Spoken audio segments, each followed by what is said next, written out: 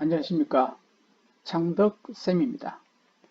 오늘은 NCS 교재 쇼트 용접 재료 준비에 대해서 강의를 하도록 하겠습니다. 먼저 NCS 교재를 보시려고 하시면은 사이트요. www.ncs.go.kr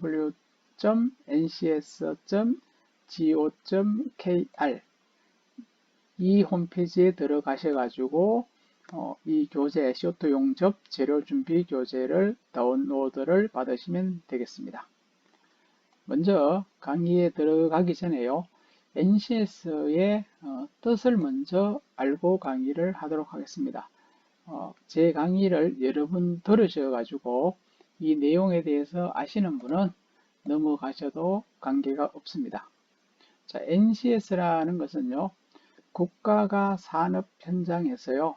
필요한 세 가지의 어떤 지식, 기술, 소양을 이제 정리한 책이라 이런 교재라는 뜻입니다. 이 지식이라고 하는 것은 이론적인 지식을 이야기합니다. 그 다음에 기술은 실제 일을 할 수 있는 기능, 용접 같으면은 실제 용접할 수 있는 기술이 되겠고요. 소양은 직장 생활에서의 필요한 태도, 직장인으로서 할 수 있는 태도라든지 이런 것들이 바로 소양이 되겠습니다. 그래서 이런 내용을 국가에서 표준화를 해놨어요. 표준화된 내용이 이 교재라고 생각하시면 되고요.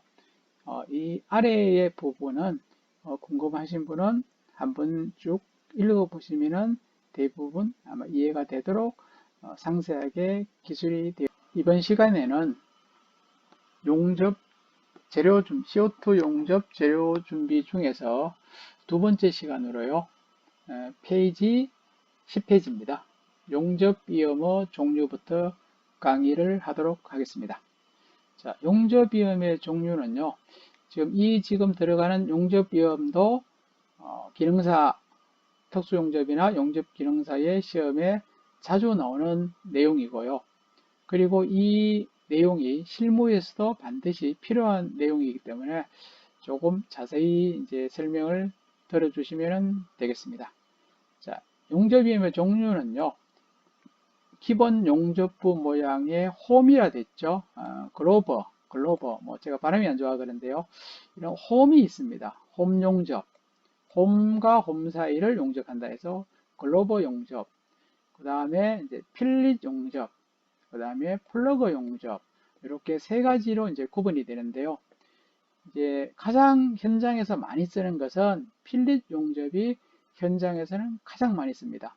그리고 자격증 시험 같은 경우는 이 홈 용접, 글로버 용접이 또 가장 많이 나와요.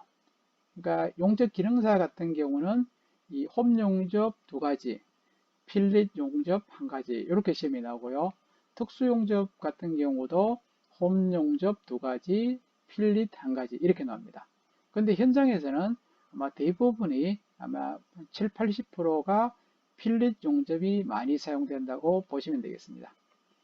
자, 그래서 용접 구조에서 밑에 부분요. 용접 구조에서 이러한 용접 위험의 형상이나 홈의 선택은 매우 중요하다. 그리고 이런 구조물이 용접에 의해서 변형 및 수축, 응력, 그 다음에 개선 준비비, 용접 작업비 및 용접봉 사용량, 인건비 등에도 영향을 미친다. 그러니까 홈 용접을 하느냐, 필릿 용접을 하느냐 따라서 이런 여러 가지의 어떤 영향을 많이 주기 때문에 용접을 선택할 때에 홈으로 할지 필릿으로 할지를 선택을 잘 해야 된다. 이런 뜻이 되겠습니다. 용접 구조물에 사용되는 이염은 맞대기 이염 또는 필릿 이염 이렇게 이제 두 가지로 이제 구분이 되는데요. 두 가지는 그림을 보시면 반드시 이해가 빠릅니다. 밑에 이제 맞대기 이염이라고 되어 있죠. 철판 두 개를 이렇게 수평상으로요 맞대어 놓고 이 중간 부위를 용접하는 것을 맞대기 이염이랍니다. 그 다음에 필릿 이염은 T이염 있죠. T형 이염. 이것이 이제 대표적인 것인데요. 이 가로철판하고요. 가로철판하고 세로철판을 이렇게 세웠을 때요. 직각으로 이렇게 만납니다. 요 직각 부분을 용접해 주는 것. 여기도 직각이죠. 요것도 이제 T형. 요런 것이 이제 필릿이라고 합니다. 그러면은 이제 플러스형. 그죠? 플러스형도 필릿이죠. 여기도 필릿이 한 개, 두 개, 세 개, 네 개.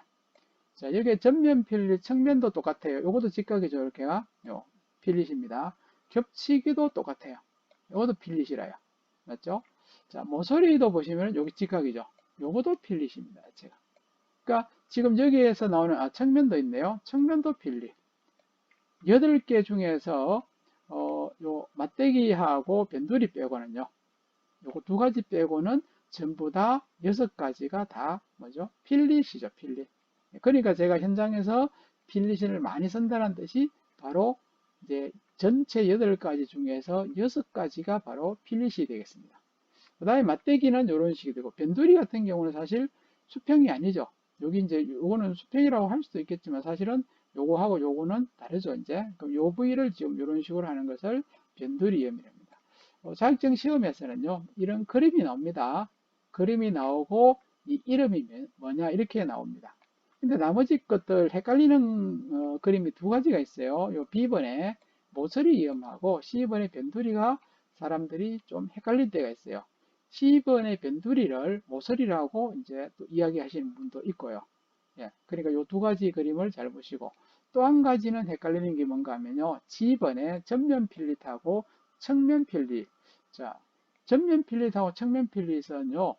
용접봉 이제 우리가 용접했는 이제 그것을 비드라고 합니다. 자, 요게 비드 모양이 이렇게 지금 이제 그림상으로 세로 방향이죠. 세로 방향으로 이렇게 용접되어 있어요. 그런데 하살표에서 이렇게 잡아당기는 것이 보니까 용접하고 직각으로 이렇게 옆으로 잡아당기죠. 자, 요 세로 모양으로 이렇게 용접되어 있는 것을 직각으로 잡아당기는 것을 전면이라고 하고요. 측면을 보시면은 용접선이 이렇게 비더 모양이 이렇게 돼 있죠. 세로로 돼 있어요. 그래서 이쪽으로 지금 힘을 잡아당기는 거 있죠. 용접 이 비더 모양하고 같은 방향이죠.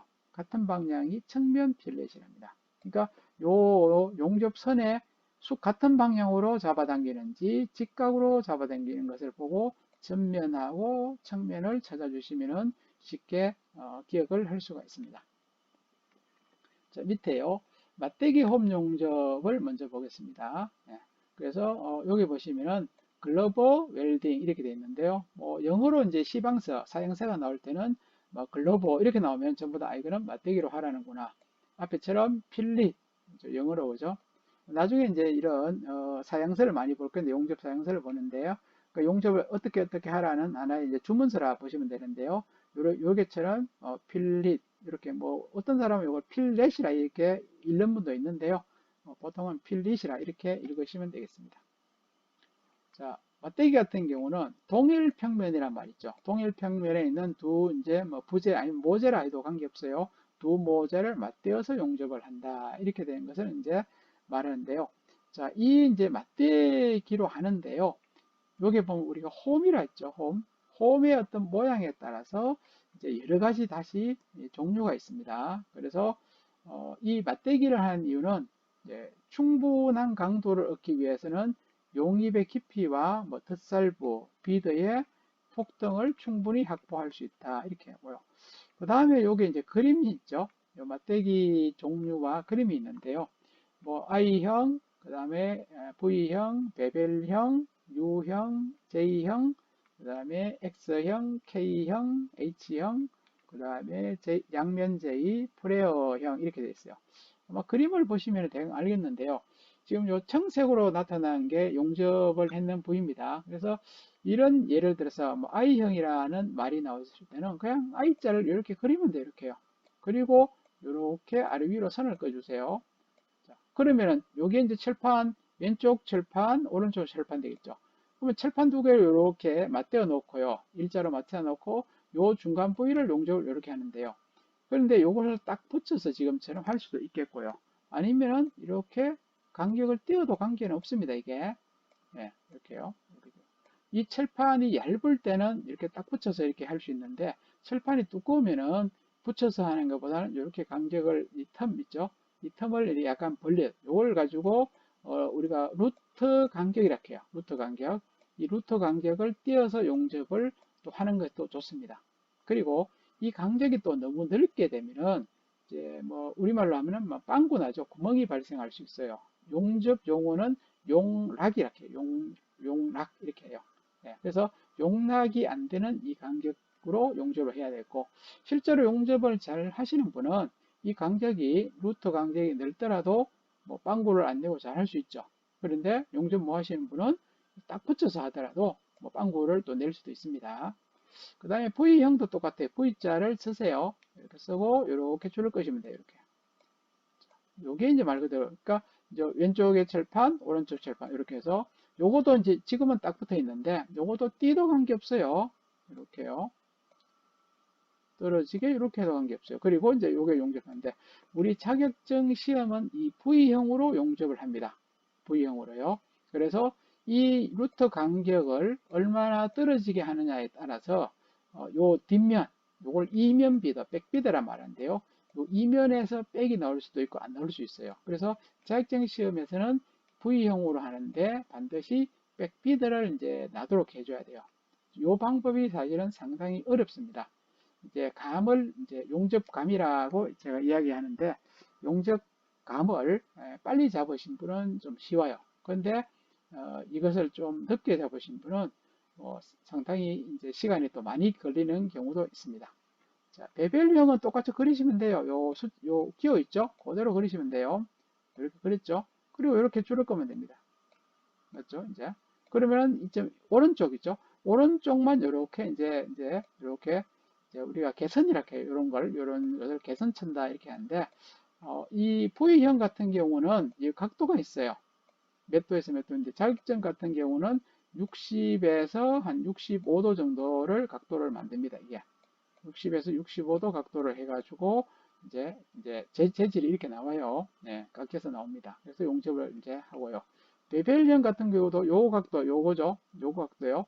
요 각도를 예를 들어서 뭐 30도 할 수도 있고 40도 할 수도 있고 45도 할 수도 있고 이렇게 이제 조정을 할 수 있겠죠. 한쪽만 이렇게 이제 절단을 했는 것이죠.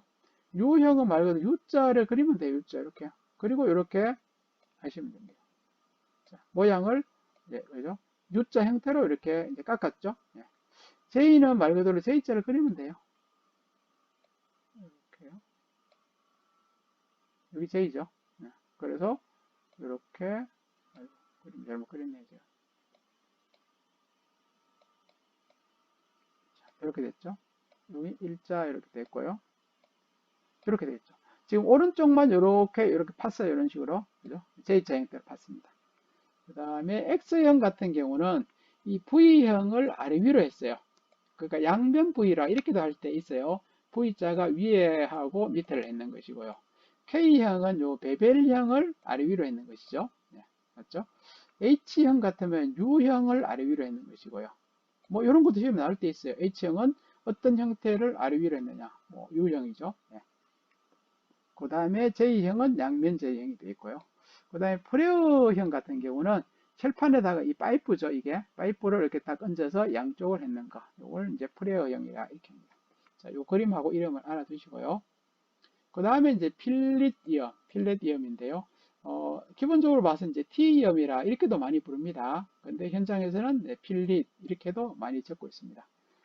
필릿 경우는 요 만나는 게 직각으로 된 경우도 있고요. 여기에서도 홈을 팔 때도 있어요. 이런 식으로 홈을 파가지고 요 홈 깊이까지 이제 용접 센 물이 차도록 이렇게 만들어주는 경우도 있습니다. 그런데 여기서도 이제 형식에 따라서 이음형에 따라서 보면은 뭐 연속, 단속, 그 다음에 단속 지그 제거 그림을 보시면 좀 이해가 되는데요. 자, 연속 필렛 같은 경우는 이 천 부분 있죠? 여기 천 부분에서 끝까지 전속으로 다 했는 거죠. 예, 빈자리가 없을 정도로 용접을 다 했는 것을 연속이라 합니다. 자, 단속엔 두 가지가 있죠. 지그재그하고 병렬이 있는데 단속이라는 뜻은 전체 다를 했는 것이 아니고 중간에 뭡니까? 이렇게 끊었어요, 지금. 용접이 안 된 부위가 있죠, 이렇게. 예, 이런 것을 단속이랍니다. 여기도 보면은 이렇게 용접이 안 된 부위가 있잖아요, 그죠? 예, 이렇게. 그래서 이제 여기서 여기까지 하고 용접을 안 해요. 안 하고 여기서 하고 또 띄우고 용접하고.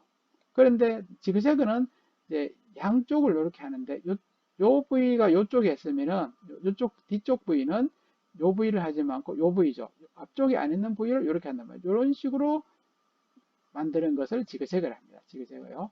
그 다음에 병렬 단속은 똑같은 부위죠. 앞쪽에 요 자리하고 뒤쪽 요 자리를 같이 하고요. 요게 띄우는 것도 뒤에도 띄워요. 요게 지금 이제 중간 요게를 하면은 뒤에도 요 부위를 합니다. 이런 식이 이제 병렬 필렛이라고 합니다. 그 다음에 측면은 앞에서 이야기했죠. 요 피더 모양 요것하고 직각으로 당기면은 측면, 그죠? 피드하고 똑같은 방향으로 당겨주면은 이제 뭐죠? 요거는 전면이고 요거는 측면이죠, 그죠? 직각은 전면, 그 다음에 같은 방향은 측면이랍니다. 그 다음에 경사는 말 그대로 이렇게 경사지게 용접 비더가 경사가 되어 있고, 여기 있는 전면처럼 이렇게 잡아당기는 것을 가지고 경사라 이렇게 합니다. 자, 뭐 그림 보고 요 기호 이름이죠. 요거 좀 알아두셔야 되겠습니다. 그 다음에 플러그 용접은 앞에도 나오는데요. 사실은 그렇게 많이 쓰지는 않습니다. 쓰지는 않는데 이 모양을 조금 예쁘게 하기 위해서 이렇게 하는 경우도 있어요. 왜냐하면은 이렇게 만약에 용접할 때 이쪽 부위를 용접하면은 필렛이 돼서 모양이 이쪽에가 안 좋을 수가 있어요. 예. 그러면은 이제 어떤 식으로 하는가 하면요. 요 위에 철판에 구멍을 뚫어요. 드릴이라든지 아니면은 뭐 펀칭 있죠. 이렇게 구멍을 뚫어요. 구멍을 뚫고 이 구멍 속을 용접을 하는 거죠. 속을. 그래가지고 속을 이렇게 볼록하게 이 정도까지 용접해요. 위에 철판까지. 그리고 윗부분을 그라인더로 싹 갈아버리면은 용접했는 표시가 없어요. 자체가. 그리고는 아래 위 이렇게 철판이 이제 붙어 있는 것이죠. 네, 이런 것이고, 슬롯은 뭐 슬로그 이렇게도 나올 때 있는데, 슬롯 같으면은 이 구멍이 길어요. 이렇게. 요거는 그냥 원일인데, 요거는 약간 타원형처럼 이렇게 길게 구멍을 파요. 그리고 여기에다가 용접하죠. 그러면 아무래도 이거보다는 이 슬롯이 훨씬 더 용접되는 면적이 크기 때문에 더 강도가 더 좋겠죠. 이런 것이고요.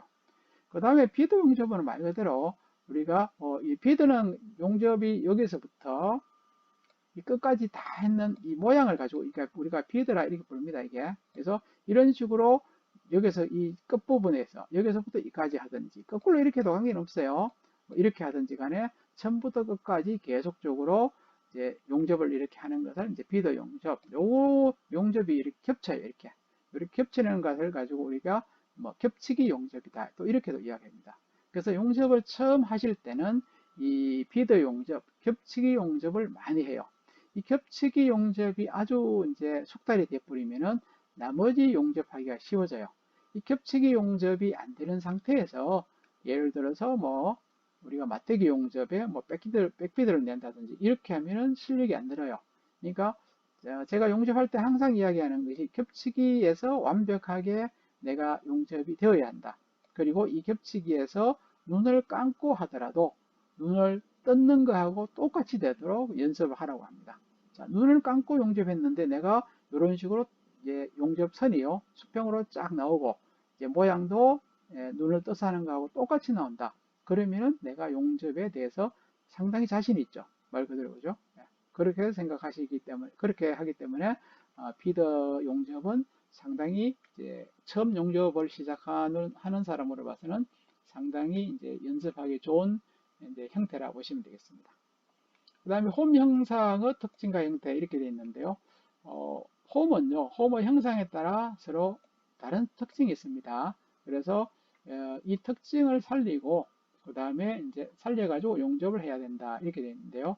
그리고 이제 이 형태를 만들기에 따라서 비용이 들어갈 때가 있어요. 예를 들어서 이렇게 직각으로 하면 이제 뭡니까? I형으로 이렇게 하면 비용이 안 들어가죠. 그런데 내가 요걸 이제 V자형을 한다 그러면은 요것을 깎아야 되겠죠. 뭐 깎으려고 하면은 어떤 뭐 선반 쪽에 맡기면은 비용을 줘야 되겠고 아니면 내가 직접 그라인더로 깎으려고 하면은 시간이 많이 들어요. 그렇기 때문에 이제 요 형태를 내가 그냥 I형으로 해가지고 문제가 없으면은 I형으로 이렇게 하시면 돼요. 그런데 이건 I형으로 도저히 하면은 안 되는 철판이다. 그래서 꼭 V자로 해야 된다 그러면은 V로 해야 됩니다. V자로 해야 될 거를 I자로 해가지고 불량이 생기면 안 된다 이런 말이겠죠. 그러니까 이 철판은 그러니까 요거는 이제 보통 두께에 따라 그러는데요. 철판의 두께가 예를 들어서 6mm까지는요. 6mm까지는 I형으로 해도 관계없어요. 그런데 철판이 보니까 10mm짜리 철판을 용접해야 돼요. 그러면은 10mm 차이는 사실 6mm보다 크니까 I형으로 사실 하면은 안 된다 이런 말이죠. 그죠? 안 되고 반드시 V형이라든지 뒤쪽에 보면은 뭐 X형, X형 안 되겠네요. 10mm가. 뒤에 보면은 10mm가 지금 V형, 그 다음에 여기 있네요. 요 베벨형. 두 가지는 이제 10mm를 할 수가 있다는 뜻이죠. 그러니까 철판의 두께가 몇 미리냐 따라서 할 수 있는 것이 있기 때문에 요 내용을 알고 용접을 해야 된다. 이렇게 보시면 돼요. 그럼 여기서는 이제 요 형하고요. 대강 철판 두께를 좀 알아두시면 돼요. 요 두께도 기능사 시험에 나옵니다. 그래서 I형은 6mm 이하. 그러니까 가장 얇은 철판에 쓸 수 있는 것이 바로 요 I형입니다. 그래서 홈 가공이 쉽고 루터 간격을 좁게 하면은 용착금속 양이 적어져서 경제적인 면에서는 우수하나 두께가 두꺼워지면 완전 용이 어렵다. 경제적으로는 제일 비용이 쌉니다. 따로 가공할 필요가 없습니다. 그대로 그냥 칠판을 용접을 하면 된다. 이런 뜻이겠죠. V형은 말 그대로 V자로 했는데 요거는 우리가 보통 6에서부터 20mm까지 이렇게 해요. 6mm 이상의 20mm 이하의 판을 V자로 이렇게 했는데 각도는 홈 각도가 54에서 70도입니다. 보통은 한 60에서 65도를 많이 하는데 54에서 60, 70도 사이로 해가지고 그 중간 부위. 그러면 이렇게 여기 이제 각도를 이제 많이 각도가 이제 넓으면은 센 불을 많이 이렇게 집어넣어야 되겠죠, 그죠? 잡아야 되고 그 다음에 또 이 두께에 따라서요. 두께가 조금 더 뭡니까 얇으면은 이 각도가 작아야 돼요. 이게 두께가 이렇게 이 두께 있죠, 철판 두께가 두꺼우면은 이 각도가 이렇게 70도처럼 많이 해야지 용접이 또 하기가 쉽습니다. 그 다음 X형 같은 경우는 15에서 40mm 정도까지의 철판에 사용한다. 한 40mm 철판까지는 이제 이 X형을 써도 된다 이런 말이 되겠고요. 그 다음에 U형은 50mm까지 되죠. U형은 50mm까지. 그러니까 두께를 잘 보셔야 돼요. 50mm까지 두꺼운 판에서 할 수 있다. 그 다음에 H형 같으면은 50mm 이상입니다. 이상이라요. 지금까지 나왔던 이제 5가지 중에서 제일 두꺼운 철판이 되겠어요. 이게. 그 다음에 체커형, 베벨형이라고 하는데 베벨형은 V형하고 비슷해요. V형은 여기 20인데 여기서는 19mm까지 나왔네요. 그죠? 6에서 19mm까지 두께에 사용할 수 있습니다. 그 다음에 K형은 12mm 이상이죠. 12mm고 그 다음에 V형보다는 약간 더 두꺼운 판에 씁니다. 그러니까 V형이 이제 최대 20mm까지 썼는데 요거보다는 약간 더 두꺼운 판에도 할 수가 있다 이런 뜻이고요. 뭐 J형 있고요. 그 다음에 이제 용접할 때 온도 분포를 한번 보겠습니다. 용접을 하면은 용접했는 그 주위가요 열을 받게 돼 있어요. 열을요. 그래서 그 열을 요 중간에 용접을 했어요. 우리가 이렇게 이제 이렇게 해서 셀을 이제 붙였습니다. 그러면은 요 부위만 열을 받는 게 아니고 용접했는 부위만 열을 받는 게 아니고 이 주위도 열이 이렇게 퍼져나가죠. 이런 식으로 그죠? 이렇게 퍼져나간 요 부위를 가지고 HAZ 이렇게 말합니다. 우리말로 하면은 열 영향부. 예전에 이렇게 시험도 나온 적이 있었어요. 용접했을 때의 요 부위가 어떤 부위냐, 뭐 열 영향부 이런 식으로 그죠? 나온 적이 있었습니다. 그래서 HAZ. 그러니까 이 열 영향부가 용접을 하면서요. 사람에 따라서 이게 폭이 있죠. 영향부의 폭이 클 때도 있고요. 적을 때도 있어요. 전기가 낮은 전기로 용접을 천천히 하게 되면은 이 영향부가 자꾸 커집니다. 이제 높은 전기로 용접을 빨리 하면 영향부가 적어집니다. 그러니까 용접은 낮은 전기로 오래 하는 것보다는 높은 전기로 빨리 해야 좋습니다. 그러니까 이제 기본 이제 전기가 예를 들어서 뭐 100A다. 그죠? 기본이 표준이 그러면 100A보다는 110이나 120A 기준보다 더 높게 그죠? 10%나 20% 정도 전기를 높여서 속도를 또 기준이 예를 들어서 6가지 용접이 만약에 뭐 10초가 걸렸다 그죠? 그러면은 한 8초 정도에서 이제 용접을 끝냈다. 이런 것이 훨씬 좋다는 뜻입니다. 예. 그 다음에 냉각 속도는 얇은 판보다는 두꺼운 판이 크다. 두꺼운 판이 냉각 속도가 크고요. 그 다음에 냉각 속도는 맞대기보다는 T형의 위험이 크다. 맞대기보다는 T가 빨리 냉각이 됩니다. 이제 그 다음에 열 확산 방향이 많을수록 크다. 확산이 많을수록 큽니다. 빨리 되고요. 열 전도율이 클수록 냉각 속도가 빠르다. 자, 여기 이제 4번을 한번 보시면은 일확산 방향이라고 했어요. 예를 들어서 맞대기가 있어요. 중간에 용접했으면은 여기에서는 열이 이렇게 두 가지 방향으로 이제 퍼지죠. 그런데 앞에 나왔던 T형 이음이 있습니다. 자, T형에서 여기서 용접을 했어요. 그러면은 열이 이렇게도 퍼지고 이쪽으로도 퍼지고 위로도 퍼져요. 그럼 세 방향, 여기는 두 방향인데 요거는 세 방향으로 퍼졌어요. 그 다음에 앞에 나왔던 플러스형, 요게 용접을 했어요. 그러면 열이 이쪽 방향, 뭐 동쪽, 서쪽, 뭐 북쪽, 그죠? 남쪽 이렇게 네 방향으로 퍼지잖아요, 그죠? 그러면은 지금 요 더하기의 모양이 뭡니까? 가장 빨리 열이 냉각이 됩니다. 가장 빨리 돼요. 요게 가장 냉각이 이제 확산이 이제 적어요, 자체가. 이런 것이 바로 저 4번의 그 이야기 되겠고, 요것도 이제 3번 이야기도 관계 있어요. 그죠? 맞대기보다는, 지금 요 맞대기보다는 T가 더 빠르다 했으니까요. 요것도 관계되어 있습니다. 4번에 모재, 용접 모재 보관 및 식별 관리 보겠습니다. 자, 재료의 제조소에 따라서 적당한 강제가 납입되어도 가공 중에 잘못하면은 이게 가공을 잘못하면 바뀌게 됩니다. 그래서 두 종류 이상의 강제를 혼용하는 구조물에서는 바뀌지 않도록 방지책이 필요하다. 예를 들어서 두 가지 이상이면은 이 재료가 바뀔 수가 있기 때문에 기호를 마킹을 해요. 마킹해요. 그 다음에 가공 중에서도 이제 재료가 바뀔 수 있기 때문에 방청 페인트를 칠해가지고 만약에 뭐 A라는 이제 재질하고 B가 이제 눈으로 봐서 잘 모를 때가 있어요. 그러면은 A에다가 뭐 빨간색 방청 페이퍼를 다 칠해놔요. 그러면은 빨간색 있는 것은 A 재질이고 색칠이 없는 것은 뭐 B다 이런 식이 되겠죠. 이런 식으로 이제 표시를 하는 것이 가장 좋습니다. 그 다음에 그 밑에 여기죠. 균열이나 기포 등의 용접 결함을 방지하기 위해서 적합한 보관 방법에 의해서 용접 모재의 표면에 녹이라든지 수분, 페인트, 기름기 등의 제거를 해서요. 청결 상태로 유지해야 된다. 왜냐하면 용접하는 이 부분, 용접해야 될 부분이 녹이 슬어 있다든지요. 물기가 있다든지 페인트가 묻어 있다든지 기름기가 묻어 있으면은 용접이 잘 안 돼요.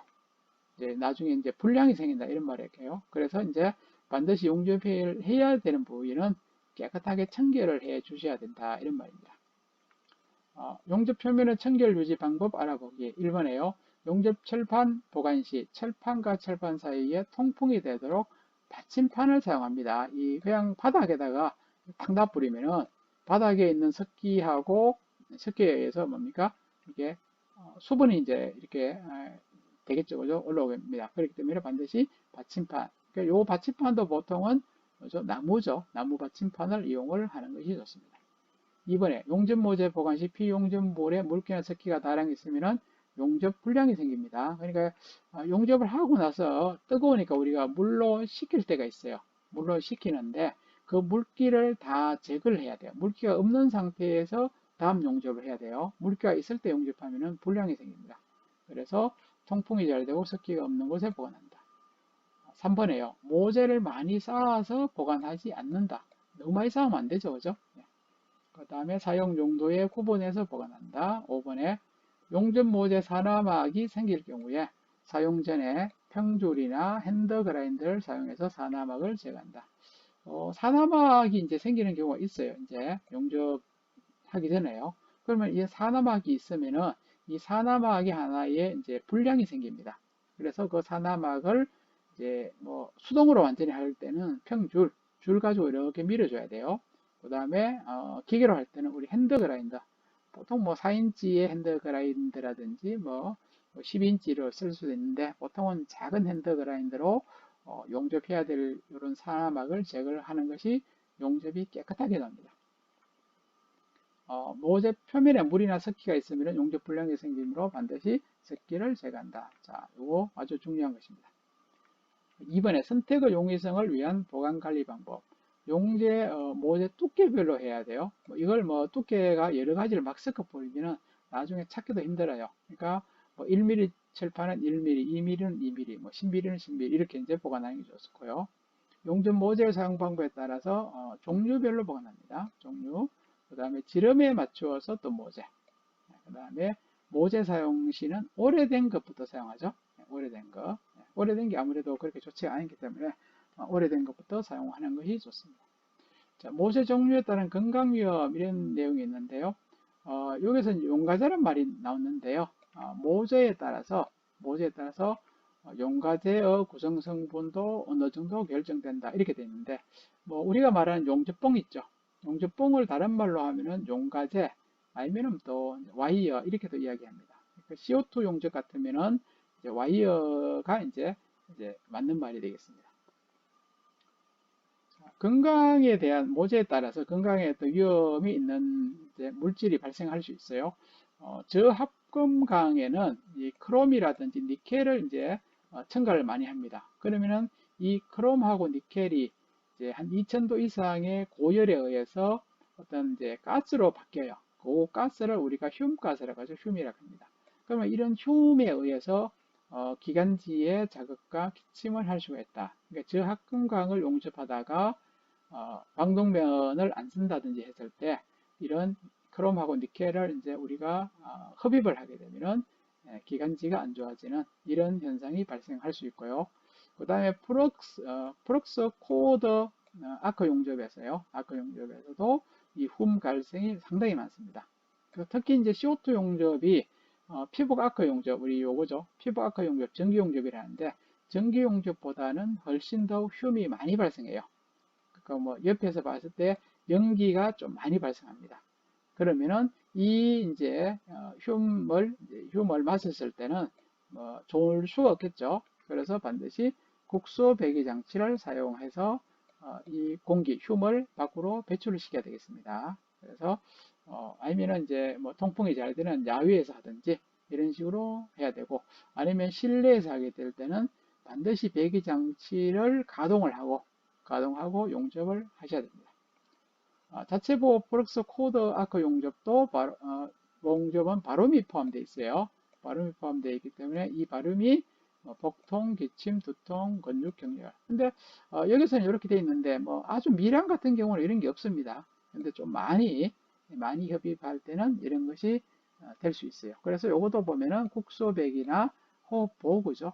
보호구를 이제 마스크를 착용하는 것이 건강에 좋습니다.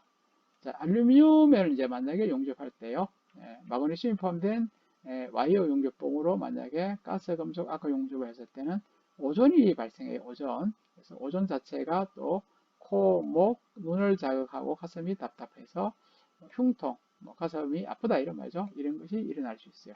그래서 알루미늄 용접할 때도 국소 배기 장치. 그러니까 모든 용접할 때는 무조건 이렇게 공기를 빼내는 장치를 설치하고 보호 호흡구를 착용하는 것이 가장 좋다고 생각하시면 맞아요. 그런데 뭐 자격증 시험에는 사실 이 정도는 안 나옵니다. 만약에 저합금강에서 어떤 이제 뭐 원소들이 발생하죠, 이런 건 안 나와요 사실은. 근데 요거는 이제 용접을 앞으로 하시게 될 때 알루미늄 용접에서는 이제 오존이 발생한다는구나, 뭐 이것 정도만 알아셔도 뭐 아주 좀 이제 용접에 대해서 잘 아시는 그런 내용이 되겠죠. 스테인리스 강은 용접 많이 하죠. 실제로 이제 용접하시는 분도 많이 하는데요. 이 스테인리스 강은 크롬하고 니켈이 이제 같이 이제 포함되어 있습니다. 그래서 이 크롬하고 니켈을 만약에 호흡으로 우리가 마시게 되면, 흡입을 하게 되면 뭐 코피가 나거나든지 기관지 증상이 될 수가 있어요. 그래서 이 스테인리스 강 용접을 할 때는 이제 좀 주의를 하고, 여기도 똑같이 국소 배기 장치, 그 다음에 호흡 보호구를 사용하는 게 좋다 이런 것이죠. 그러니까 이런 이제 용접하다 보면 발생하는 연기 같은 게 쫙 올라와요. 그러면 정면으로 바로 위에서, 용접하는 바로 위에서 이런 연기 같은 이제 흉을 마시지 않도록 해주는 게 좋죠. 그러니까 약간 이제 거리를 뭐 너무 떨어지면 안 되지만 또 약간 떨어져서 발생한 가스가, 용접에서 발생한 가스가 내 코로 아니면 입으로 바로 들어가지 않도록, 흡입되지 않도록 이렇게 거리를 유지하는 것이 좋습니다. 이것도 똑같아요. 흉 발생이 많고요. 거름 함유량이 많다. 그래서 이것도 똑같이 이런 경우는 이제 전체 환기를 하고요. 그 다음에 또 국소배기도 할 수도 있고 또 개인 이제 보호구를 착용을 합니다. 티거 용접에서는 이제 흉하고 오존 발생이 적어요. 스테인리스 강을. 실제로 보면은 스테인리스 강은 이제 티거 용접 우리말에서 그죠? 예전에 티거 용 우리가 현장에서는 이것을 뭐 알곤 용접 이렇게 말하죠. 근데 이제 용접을 제대로 배우셨으면은 티거 용접도 요거도 약간 옛날 이야기입니다. 지금은 티거 용접이라 하는 게 아니고 GT AW라고 이야기해요. 그 여러분은 이제 용접을 이제 배우시면은 앞으로 티거 용접이라고 하지 마시고 GTAW 가스 텅스텐 아크 웰딩 GTAW 용접이다. 뭐 GT 용접 이까지도 해도 관계없을 것 같아요. AW는 아크 용접이라는 뜻이니까요. GT 용접 티거가 아닌 GT 용접 이렇게 하면은 이 사람이 용접의 이론에 대해서 좀 실력이 있구나 이렇게 이제 인식을 할 수가 있겠습니다. 그리고 안전사항은 이제 아무리 강조해도 큰 이제 문제가 없습니다. 그래서 다시 한번 보도록 하겠습니다. 자, 모세가 바닥에 떨어지지 않도록 주의하고 발의 안전을 위해서는 안전화를 반드시 신습니다. 용접 모재, 용접 시편의 개선각이 예리해요. 개선각이라는 것은 우리가 이제 이렇게 뾰족하게 이제 돼 있어요. 이렇게요. 요거요. 요 뾰족한 요 부위 있죠? 요걸 가지고 개선각이는데 요 각이 이제 아주 좀 예리합니다. 뾰족해요. 잘못하면은 피부가 손상을 입습니다. 예, 그러니까 장갑을 끼지 않고 만약에 만지다가는 뭐 이렇게 상처가 생겨요. 그러니까 반드시 장갑을 끼고 만져야 되겠고요. 산업 현장에 산업안전보건교육 자료와 교육 일지를 배치한다. 용접 모재 보관, 운반, 관리, 설치 자, 이런 것은 산업안전보건의 원칙에 맞게 한다. 유압 전단기 사용 시 전기 센서가 작동하는지 확인한다. 이거는 뭐 아무나 이제 사용할 수는 없는데요. 유압 전단기는 유압으로 이제 철판을 이제 커팅하는 거, 잘라내는 이 기계를 유압 전단기라 합니다. 이거는 뭐 반드시 교육을 받고 이렇게 이제 사용을 해야 돼요. 그 다음에 핸드 그라인더 사용 시 그라인더 날이 고속 회전하므로 보호 안경을 착용하고 손잡이를 잡을 때 흔들리지 않도록 꽉 잡아야 한다. 이 핸드 그라인더도 실제로 용접에서는 필수적으로 사용합니다. 용접이 잘못되었을 때 용접 모양이 조금 좋지 않을 때 이 핸드 그라인더를 이용해서 이제 뭐 깎아낸다 그죠? 깎아내는데 이것이 이제 상당히 좀 위험해요. 왜냐하면은 잘못 사용하다가 이 그라인더를 하면서 발생하는 쇳가루가 막 튑니다. 쇳가루가 잘못 튀어가지고 내 몸으로 막 올 수가 있어요. 이제 방향을 잘못 잡으면 특히 얼굴 같은 데 오게 되면은 눈에 이 쇳가루가 들어가 버리면은 뭐 안과에 가가지고 이제 치료를 해야 될 정도로 아주 위험한 거기 때문에 이 핸드 그라인더를 사용할 때는 반드시 이 보호 안경을 착용하는 게 좋아요. 착용하고 하는 것이 이제 내 신체를 보호하는 그런 방법이 되겠습니다. 그 다음에 평줄을 사용할 때도 너무 막 무리한 힘을 주면 안 돼요. 왜냐하면 평줄은 반드시 이제 연습을 하게 됩니다. 자격증 시험이라든지 할 때 뾰족하게 약진해요. 이렇게 이제 뾰족하게 된 요 부위를 평줄로 가공을 해요. 바로 줄로 수동으로 이렇게 가공하는데 너무 막 힘을 주다 빨리 하고 싶어서 너무 힘을 주다 보면은 팔하고 손에 상처를 줄 수가 있습니다. 그래서 너무 막 힘을 많이 주지 마시고 너무 또 길게 하지 마시고 이렇게 하셔야 되겠습니다. 이제 수행 순서인데 이제 일을 어떤 용접 구조물을 예를 들어서 만들 때요. 이제 그 순서 어떤 순서로 만드는 것이 좋으냐 이런 내용이 바로 이 내용인데요. 기능사 같은 경우는 뭐 지금 그림에 지금 나와 있는데요. 먼저 일반 구조용 강인데 SS400이라는 강이 있어요. 이 강을 이제 모재로 선택해 가지고 유압 전단기를 사용해서 유압 절단기를 사용해 가지고 모재를 절단을 합니다. 절단의 크기는 기본적으로 봐서 요 세로가 150이고요. 가로폭이 125입니다. 이건 자격증에 나오는 기준이에요. 철판이요.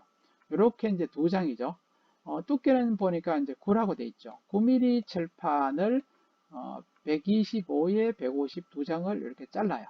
이렇게요. 이렇게 유압 전단기로. 근데 이런 시설이 있는 쪽은 이렇게 자르면 되는데 시설이 없는 데는 힘들겠죠.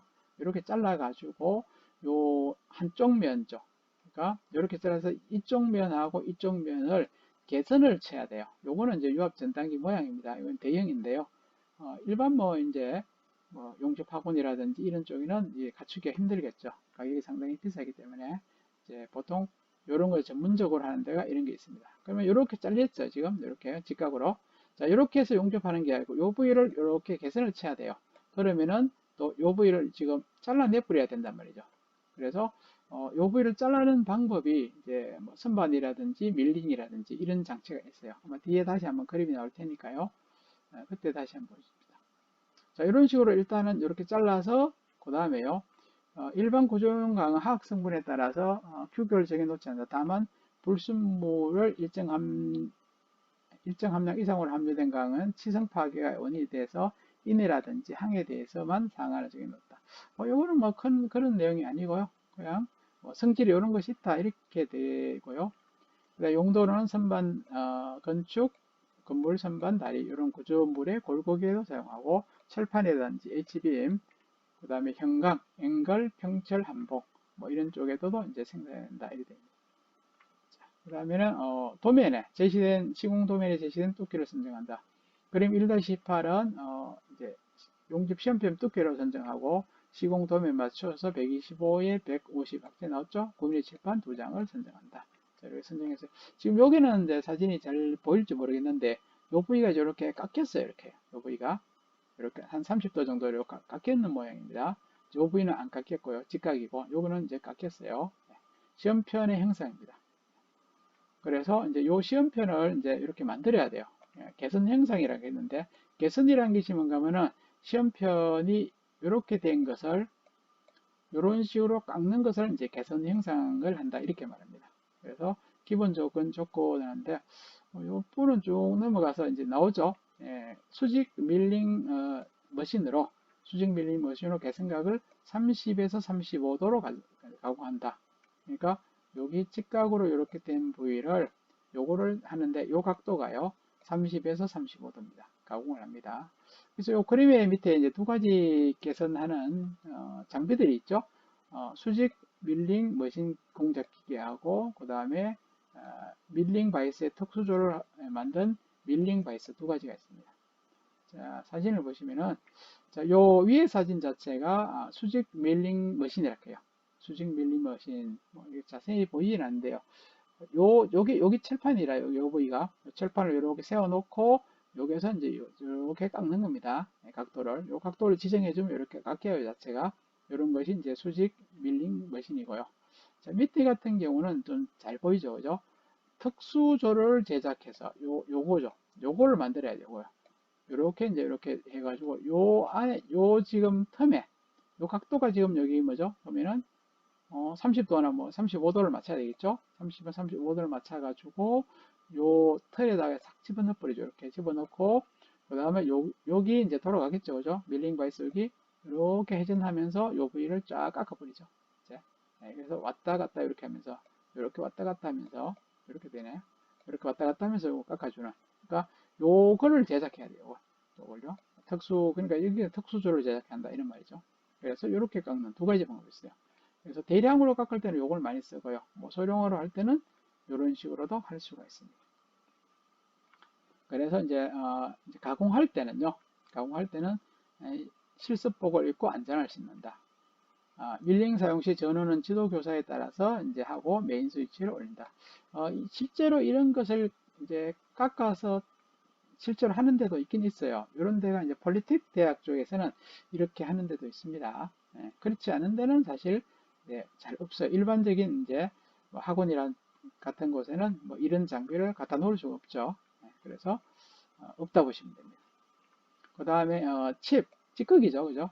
깎이면서 막 이렇게 우리가 뭐 칩이 막 떨어집니다. 이것이 비싼 위험이 있기 때문에 반드시 보안경하고 안전모를 착용한다. 모재를 밀링 바이스에 고정하고요. 당연히 고정이 잘 돼야 되죠. 고정 시 모재가 바이스 밖으로 튀어나가지 않도록 정확하게 한다. 그 다음에 가공은 한 0.5에서 1mm씩 상하 핸들을 조정해서 가공한다. 가공이 끝나면 메인 전기 스위치를 내린다. 그리고 핸들 그라인더로 가공면을 30에서 35도로 가공한다. 이렇게 됐죠.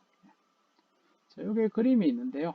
자, 요 각도가 안 맞을 때가 있어요. 안 맞을 때는 요 핸들 그라인더죠. 핸들 그라인더를 이용해 가지고 요 부위를 다시 이제 깎아주는데 이것은 기술이 없으면요. 이게 똑같은 면으로 깎아줘야 돼요. 근데 이 핸들 그라인더를 이제 많이 사용해서 실력이 있으신 분은 잘 깎아요. 그런데 초짜들이 이래 하게 되면 요 모양이 평평하게 안 돼요. 엉망이 될 때가 많습니다. 이제 그리고 실제로 핸드 그라인더로 일반 학원에서는 잘 안 합니다. 이게 잘 안 해요. 네, 일반 학원에서는 하는 방식이 이런 식으로 평줄이죠. 평줄을 가지고 해요. 그리고 자격증 시험에서도 이 평줄을 또 사용을 합니다. 이게 그래서 자격증 시험에도 핸드 그라인더를 사용을 뭐 하는 데도 있을 수가 있는데요. 그 점 사용하는 데가 없습니다. 그렇기 때문에 이걸로 연습을 뭐 했다가 자격증 시험에 이걸 못 쓰게 되면은 안 되기 때문에 자격증 시험에 쓰는 이 방식이죠. 평줄 가공을 이제 연습을 하시는 게 좋습니다. 그래서 그런 내용이 요거죠. 실습복을 또 이제 입고 고정하고 핸드 그라인더를 온하고 각도를 맞추는데 각도 맞추기가 참 힘들어요. 그 다음에 칩이 막 이렇게 숫돌 방향으로 날리므로 보안면하고 보안경을 반드시 채용하고요. 숫돌이 고속으로 해전나므로 안전사고에 주의하고요. 그 다음에 이 각도는 이제 이렇게 평줄로서 다시 이제 한다 이렇게 돼 있죠. 평줄 가공할 때 똑같습니다. 실습복 입고 안전화, 그 다음에 수평 바이스에 고정하고요. 이런 식으로 이제 수직으로 딱 세서 이렇게 고정하고요. 그 다음에 평줄을 밀 때만, 그죠? 밀 때만 가공되기 때문에 밀 때 힘을 줍니다. 밀 때. 요걸, 요쪽으로 이제 이렇게 민다, 이런 말이죠. 밀고, 당기고, 이렇게 합니다. 밀 때 힘을 주고, 당길 때는 그냥 슬쩍 당겨야 돼요. 힘을 탁 줬다가, 당길 때는 슬쩍 주고, 빼고, 주고, 빼고, 이런 식이죠. 그죠? 그리고 요 힘을 똑같이 줘야 돼요. 너무 이제 한쪽에만 많이 주게 되면은, 요 깎이는 게 있죠. 평줄에 의해서 깎이는 게 높이가 달라져요. 그러니까 요 힘 조절을 아주 잘 하셔야 돼요. 그래서 초기에 처음 하면은 상당히 힘들어요. 이게 안 되고요. 그래서 요것도 이제 리듬을 타면서 줬다 뺐다 이런 식으로 하셔야지 잘 됩니다. 그 다음에 용접 모재의 개선관 앞쪽이 예리함으로 안전에 주의하고 개선각을 30에서 35도 정도로 한다. 그러면 이 30에서 35도를 어떻게 이제 아느냐? 바로 이제 개선각을 측정하는 게이지 있어요. 이걸 우리가 용접 게이지를 합니다. 용접을 전문적으로 아니면 계속적으로 하실 것 같으면은 이런 용접 게이지를 한 개를 구입하세요. 인터넷에 이렇게 찾아보시면 용접 게이지라고 이렇게 이제 검색을 하시면은 많이 나옵니다. 자체가. 비용도 한 5천원에서 만원 사이가 보통 될 거라요. 뭐 3천원짜리도 예전에 본 적도 있는 것 같은데요. 그래서 요 게이지가 있으면은 지금 이런 식이죠. 이렇게 해서 요 눈금을 읽으시면 돼요. 요 눈금 지금 요 눈금을 읽으면 요게 몇 도라고 나옵니다. 그러니까 요것도 사용 방법이 여러 가지가 있어요. 각도도 할 수도 있고 요걸 이용해서 깊이도 할 수도 있고 요거는 이제 필렛 용접할 때 이제 많이 쓰는 것이고요. 그래서 길이도 알 수 있고 뭐 요거는 홈이 쏙 가는 부위 있잖아요. 예를 들어 이렇게 홈이 들어가 있어요. 그래서 요 깊이를 이제 해야 되죠. 그럼 요까지 일반자들은 안 들어갈 수 있죠. 요런 것을 요렇게 뾰족한 요것을 이용해서 요것을 이렇게 집어넣어서 할 수 있다든지 아니면 이제 필렛 용접 같은 경우는 이렇게 볼록하죠, 그죠? 그러면 여기서 요까지 우리가 다리 길이라 하는데 요 다리 길이를 이제 측정한다든지 아니면 요 중간에 볼록한 부위 목 두께를 한다든지 할 때는 요런 부위를 가지고 합니다. 그래서 요것도 이제 사용을 여러 번 이렇게 저렇게 하면서 사용 방법을 알아셔야 돼요. 그래서 요 현장에서 필렛 용접을 할 때는 반드시 필요한 거기 때문에 한 개를 구입을 해서 이제 요게 나오는 것처럼 각도, 그 다음에 비더의 폭, 각장이 요 다리 길입니다. 여기 뜻이 직각으로 이렇게 되어 있을 때요. 용접이 이렇게 됐어요. 요 부위입니다. 요까지를 이제 우리가 각장, 다리 길이를 합니다. 그 다음에 비더의 높이, 루터 간격 이런 것을 할 수가 있기 때문에 용접사의 하나의 필수법이 되겠죠. 필수법입니다. 그 다음에 용접 이음 형상을 파악한다. 모재 이음 형상에서 앞에 나왔던 I형, V형, X형 이런 게 있죠. 이런 것하고 지금은 이제 V형이 한다겠죠. 이렇게 해가지고 요 이제 한대. 지금 요게 부분은 지금 이제 V형인데 여기 뾰족해요 지금. 뾰족하죠, 그죠? 요게. 그런데 여기에서는 보면은 뾰족한 게 지금 뭉텅하게 됐죠. 요 뾰족한 걸 그대로 용접을 하게 되면은 요 뾰족한 요 부위가 녹으면서 용접이 안 되고 백비드가 안 납니다. 지금 이렇게 V자 홈을 파서 하는 이유가 뭔가 하면은 이면 비드, 요 백비드를 할게요. 이면 비드를 하기 위해서 하는 거죠. 그렇기 때문에 요 뾰족한 것을 이제 요걸 이렇게 밀어요. 줄 가지고 밀어가지고 이렇게 납작하게 만들어야 돼요. 요것을 가지고 이제 루터 면이라고 해요. 루터 면. 여기 요 면이 루트면인데, 루트면이 보통 한 1.5에서 한 2.5를 이제 유지를 합니다. 1.5에서 2.5 정도를 해요, 이게 이제. 그래서 이제 이 1.5에서 2.5 같은 경우는요, 이 철판의 두께에 따라서 좀 달라져요.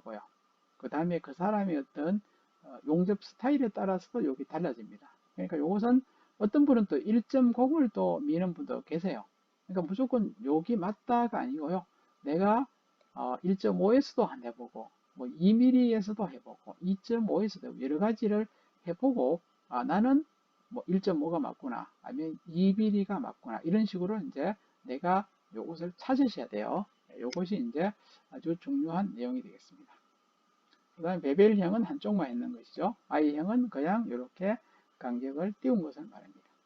자격증 시험에는 이런 것이 없어요. 그 다음에 모재의 청결을 한번 보겠습니다. 표면 상태가 산화되었거나, 그 다음에 페인트나 기름이 있는지 이제 알 수가 있죠. 눈으로 봤을 때. 이런 경우에서는 반드시 깨끗이 제거를 해야 되겠죠. 이 제거하는 방법이 뭐냐면 핸드 그라인더, 아니면은 핸드 그라인더에 브러쉬 날을 이제 꼽아서 이렇게 부착을 해서 하는 경우, 원형 사포날을 할 수 있는 거, 평줄로 할 수 있는 거, 여러 가지가 있죠. 지금 이게 이제 보통 쓰는 연습용에 우리가 모자라고 해요. 뭐 다른 말로 시편이라 이렇게 되겠는데요. 이런 경우는 이제 사나막이 이렇게 돼 있어요. 여기 약간 시커멓죠, 그죠? 네, 그럼 이 상태에서 바로 용접하면은 용접이 깨끗이 안 되고요. 불량이 생길 때가 있어요. 그래서 요거 옆에 지금 B번 같은 경우는 사나막을 제거했어요. 여기 뭡니까? 깨끗해졌죠. 요거는 지금 그라인드라든지 아니면은 앞에 나왔던 이런 거 있죠. 브러쉬 날, 핸드 그라인드나 브러쉬 날 아니면 평줄, 요걸로서 요것을 갈아내는 거죠. 예, 갈아내서 싹 갈고, 요 부위를 갈고, 또 요 부위, 루트 면을 위해서 요걸 세로로 세워가지고, 이렇게 또 갈아냈습니다. 그래서 연습하실 때 이런 식으로요. 이런 식으로 만들어서 용접을 하는 것이 아주 용접이 깨끗하게 나오고, 실제로 시험하고 똑같은 어떤 내용으로 할 수 있는 그런 방법이 되겠습니다. 자, 요거는 이제 우리 이제 숫돌이라 그죠? 보통 요 지금 나오는 것은 4인치인데요. 회사에 따라서 제조 회사에 따라서 대부분은 요 검은색입니다. 검은색인데 요것도 다른 말로 하면 뭐 세라믹이죠, 이게 하나에. 검은색인데 이렇게 녹색도 있고요.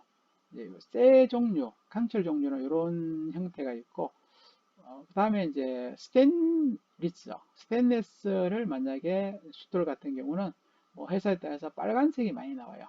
근데 꼭 빨간색만 있지를 않지만서도 기본적으로 봐서는 빨간색의 숫돌이 보통 스테인리스강 숫돌이라고 이렇게 많이 쓰고 있습니다. 그 다음에 이제 와이어 브러쉬 여기 브러쉬죠. 쇠 소리 아주 단단한데 요거를 또 그라인더에 꼽아서 또 하게 되면 깨끗해지고, 그 다음에는 여기 이제 우리 뭐 보통 빼빨 하죠. 빼빨을 이렇게 딱 붙여놨어요. 그래서 요 그라인더에 또 이렇게 부착을 해서 또 이렇게 할 수가 있습니다. 산화박 제거하는 소모품이 되겠죠. 자, 지금까지가 1편 모재 준비하기를 이제 끝냈습니다. 다음 시간에는 학습 2 용접 와이어 준비하기를 강의를 하도록 하겠습니다.